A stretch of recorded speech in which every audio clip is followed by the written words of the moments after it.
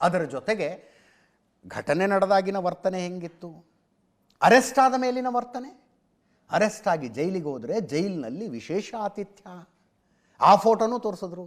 ನೋಡಿ ಇಲ್ಲಿ ಕೂತ್ಕೊಂಡಿದ್ದಾನೆ, ಒಂದು ಕಪ್ನಲ್ಲಿ ಒಂದು ಕೈಯಲ್ಲಿ ಟೀ ಕಪ್ ಇದೆ, ಇನ್ನೊಂದು ಕೈಯಲ್ಲಿ ಸಿಗರೇಟ್ ಇದೆ, ಆರಾಮಾಗಿ ಕುರ್ಚಿ ಮೇಲೆ ಈ ಫಿಲಮ್ ಶೂಟಿಂಗ್ನ ಸಂದರ್ಭದಲ್ಲಿ ಬ್ರೇಕ್ ತಗೊಂಡಾಗ ಕೂತ್ಕೊಂಡಿರ್ತಾರಲ್ಲ ಆ ರೀತಿಯಲ್ಲಿ ಇತರ ರೌಡಿಗಳ ಜೊತೆಗೆ, ಇತರ ಕೈದಿಗಳ ಜೊತೆ ಕೂತ್ಕೊಂಡಿರುವಂಥ ಫೋಟೋ ಅಂತ ತೋರಿಸಿದ್ರು.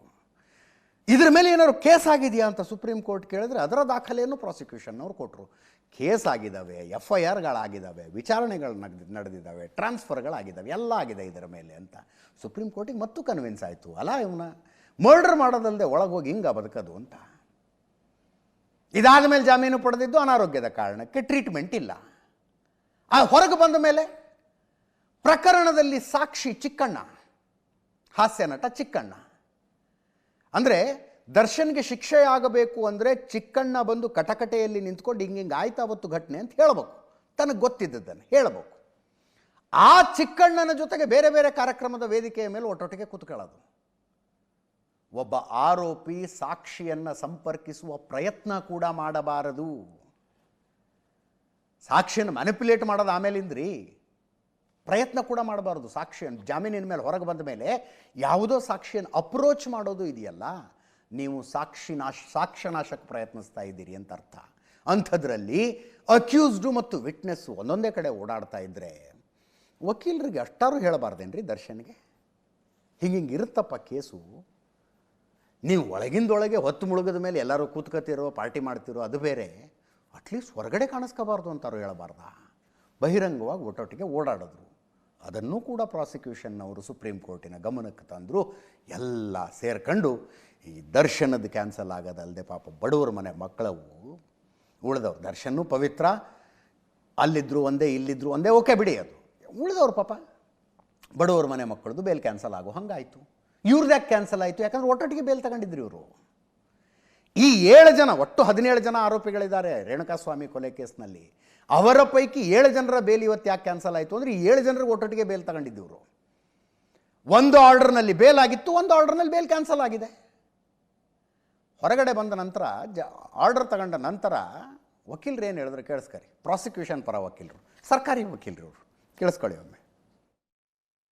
ಸರ್, ಇವಾಗ ಸಮಾಜ ಪರವಾಗಿ ಒಂದು ತೀರ್ಪು ಕೊಟ್ಟಿದ್ದಾರೆ.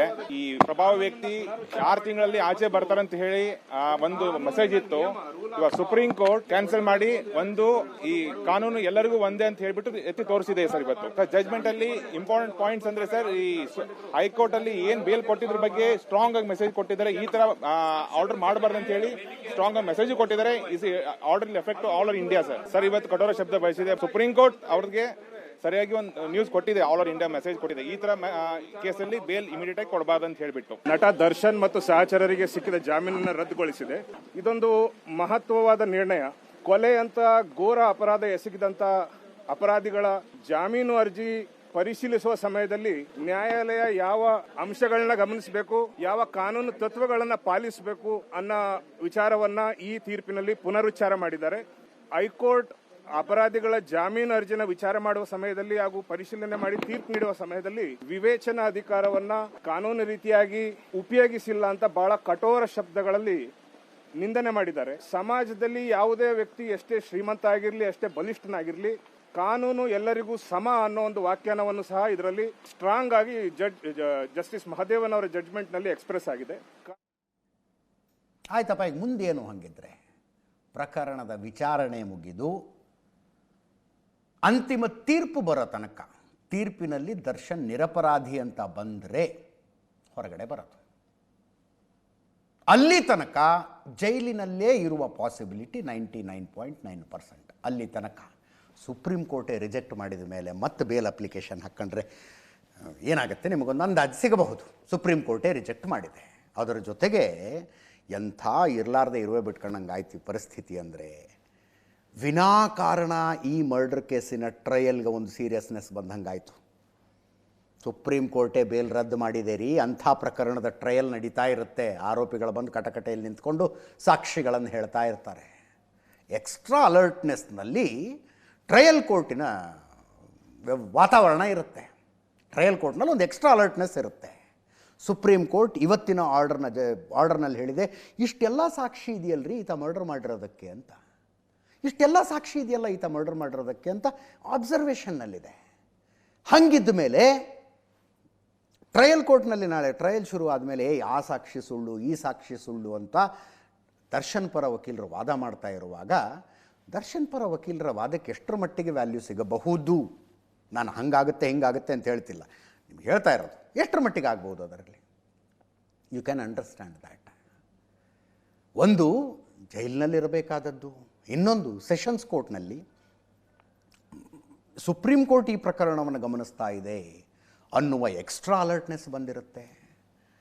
ನಾನು ಹೇಳಿದ್ದಲ್ಲ, ಸಂಜೆ 7ರಿಂದ 8 ತನಕ ಬಸವರಾಜ ಮಾಲಗತ್ತಿ ಅವರು ಬಂದಿದ್ದರು, ನಿವೃತ್ತ ಹಿರಿಯ ಪೊಲೀಸ್ ಅಧಿಕಾರಿ. 99% ಇದರಲ್ಲಿ ಶಿಕ್ಷೆ ಆಗುತ್ತೆ ನೋಡ್ತಾ ಇರಿ ಅಂತ. ಏನಾಗುತ್ತೆ ಅನ್ನೋದು ಆದಾಗ ನೋಡೋಣಂತೆ. ಅವ್ರು ಹೇಳಿದ್ದು ಹೇಳದೆ ನಾನು ನಿಮಗೆ. ನಾಣಯ್ಯ ಅವರು ಬಂದಿದ್ದರು, one of the ace criminal lawyers ಅವರು. ಅವ್ರು ಹೇಳಿದ್ರು ಜೀವಾವಧಿ ಶಿಕ್ಷೆ ಅಥವಾ ಗಲ್ಲು ಶಿಕ್ಷೆ ಅಂತ. ಗಲ್ಲು ಶಿಕ್ಷೆಯನ್ನು ನಾನು ಒಪ್ಪೋದಿಲ್ಲ. ನಾನು ಒಪ್ಪೋದಿಲ್ಲ ಇನ್ ದ ಸೆನ್ಸ್ ಅಪರೂಪದ ಪ್ರಕರಣಗಳಲ್ಲಿ ಮಾತ್ರ ಆಗುವಂಥದ್ದು. ಜೀವಾವಧಿ ಶಿಕ್ಷೆ ಆಗೋ ಸಾಧ್ಯತೆ ಇದೆ ಇದರಲ್ಲಿ ಅಂತ. ನೇರ ಪ್ರಸಾರದ ದೃಶ್ಯಗಳನ್ನು ನೋಡ್ತಾ ಇದ್ದೀರಿ. ನ್ಯಾಯಾಧೀಶರ ಮನೆಯಿಂದ ದರ್ಶನ್ನನ್ನು ಪರಪ್ಪನ ಅಗ್ರಹಾರದ ಸೆಂಟ್ರಲ್ ಜೈಲಿಗೆ ಕರ್ಕೊಂಡು ಹೋಗ್ತಾ ಇದ್ದಾರೆ. ನೇರ ಪ್ರಸಾರದ ದೃಶ್ಯ ಇದು, ಲೈವ್ ವಿಜುವಲ್ಸ್. ರೀಚ್ ಆಯಿತು ಗಾಡಿ ಜೈಲಿಗೆ.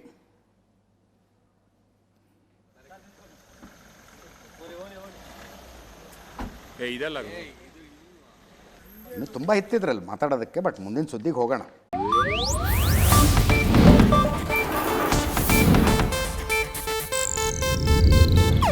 ಇದು ಏಷ್ಯಾನೆಟ್ ನ್ಯೂಸ್ ನೆಟ್ವರ್ಕ್ ಪ್ರಸ್ತುತಿ.